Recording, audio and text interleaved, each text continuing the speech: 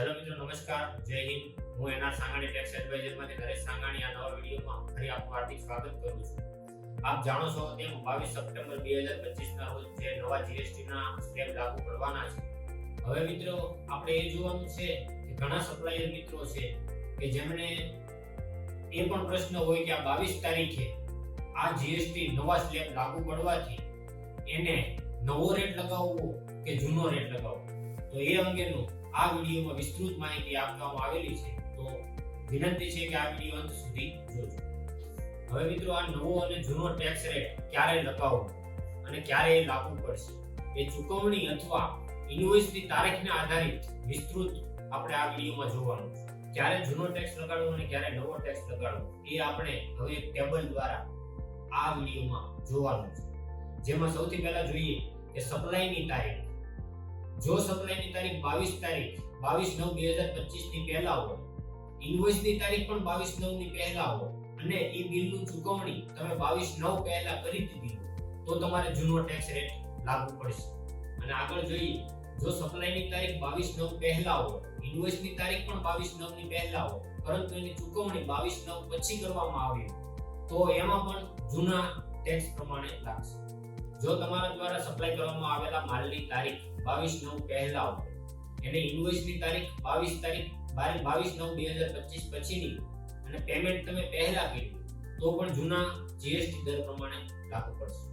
જો સપ્લાયની તારીખ 22 તારીખ પછીની હોય પરંતુ ઇન્વોઇસની તારીખ 22 તારીખ પહેલાની હોય અને પેમેન્ટની તારીખ પણ એ પહેલાની હોય તો પણ જૂનો રેટ લાગુ પડશે.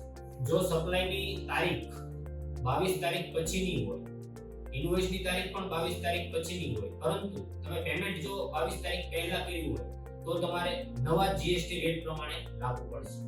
જો તમારી સપ્લાયની તારીખ 22/9 પછી હોય, એનું ઇન્વોઇસ 22/9 પહેલા બનેલું અને પેમેન્ટ 22/9/2025 પછી કરવામાં આવ્યું તો પણ નવા જીએસટી દર પ્રમાણે લાગુ કરવામાં આવશે. જો માલની સપ્લાય 22/9/2025 પહેલા કરી પરંતુ એનું ઇન્વોઇસ એટલે કે બિલ તમે 22/9 પછી રેઝ કર્યું, ઇશ્યુ કર્યું હોય અને એનું પેમેન્ટ પણ 22/9/2025 પછી આવે તો પણ એમાં નવા જીએસટી દર પ્રમાણે લાગુ પડશે. અને છેલ્લે અંતમાં માલની સપ્લાય પણ 22/9 પછી કરો, એનું ઇન્વોઇસ પણ 22/9 પછી રેઝ કરો અને એનું પેમેન્ટ પણ 22/9/2025 પછી આવે તો એમાં નવો રેટ લાગુ પડશે.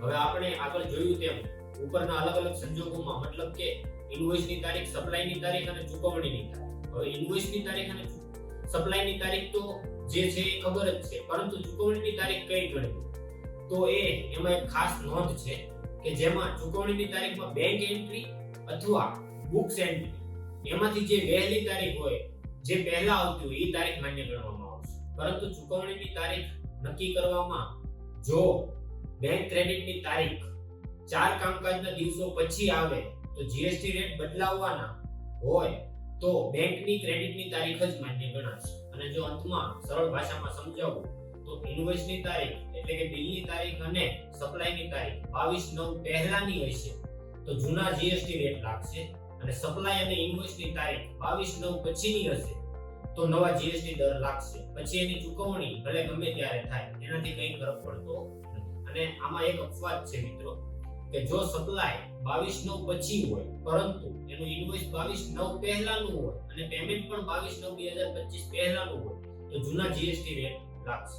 અને અંતમાં મિત્રો, જો તમને આ વિડીયો પસંદ આવ્યો હોય તો તમારા મિત્ર વર્તુળ સાથે શેર કરો, લાઈક કરો, સબસ્ક્રાઇબ કરો અને કોઈ પણ પ્રશ્ન હોય તો અમને કોમેન્ટ સેક્શનમાં જણાવવા વિનંતી.